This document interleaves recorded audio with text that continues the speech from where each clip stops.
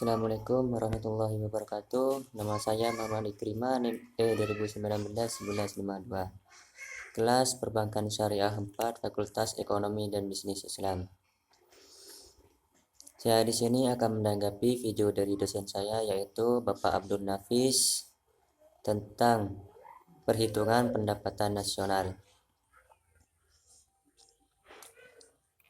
Definisi pendapatan nasional adalah nilai total output akhir suatu barang dari semua barang dan jasa yang diproduksi dalam satu tahun, atau yang disebut dengan perhitungan akhir tahun, pembukuan atau perhitungan akhir tahun.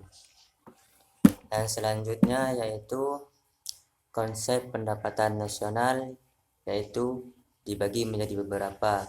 Yang pertama, produk domestik bruto. Yang kedua, produk nasional bruto. Yang ketiga, produk nasional neto. Dan yang keempat, pendapatan nasional neto. Dan yang kelima, pendapatan perseorangan. Dan yang keenam yaitu pendapatan yang siap dibelanjakan. Selanjutnya, manfaat perhitungan pendapatan nasional, yaitu manfaat perhitungan pendapatan nasional dibagi menjadi 9, yaitu yang pertama, mengetahui tingkat kemakmuran suatu negara. Yang kedua, mengevaluasi kinerja perekonomian dalam skala tertentu. Yang ketiga, mengukur perubahan perekonomian suatu negara secara berkala. Yang keempat, memudahkan dalam membandingkan kinerja ekonomi dari setiap sektor. Yang kelima, sebagai indikator kualitas hidup masyarakat di suatu negara. Yang keenam, sebagai indikator perbandingan kinerja antar negara. Dan yang ketujuh, sebagai indikator perbandingan kualitas standar hidup antar negara. Yang kedelapan, sebagai indikator dan perbandingan tingkat pertumbuhan ekonomi dari waktu ke waktu. Dan yang terakhir yaitu sebagai indikator dan perbandingan pertumbuhan ekonomi dan kekayaan dari suatu negara. Selanjutnya, macam-macam metode perhitungan pendapatan nasional, yaitu dibagi menjadi 3. Yang pertama, metode pendekatan nilai produksi. Yang kedua, metode pendekatan pendapatan. Dan yang ketiga, metode pendekatan pengeluaran.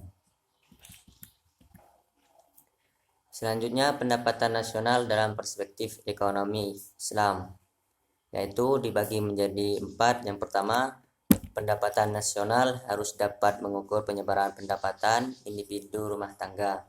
Yang kedua, pendapatan nasional harus dapat mengukur produksi di sektor pedesaan. Yang ketiga, pendapatan nasional harus dapat mengukur kesejahteraan ekonomi Islam.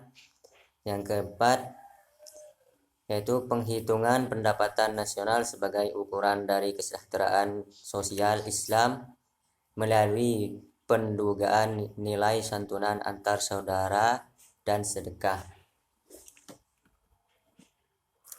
Selanjutnya yaitu sumber-sumber pendapatan nasional dalam ekonomi Islam, yaitu dibagi menjadi 9. Yang pertama, ghanimah. Yang kedua, sedekah.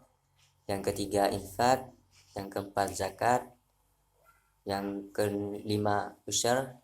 Dan keenam, jizyah. Yang ketujuh, kharaj. Yang kedelapan, pajak tambang dan harta karun. Dan yang sembilan, wakaf.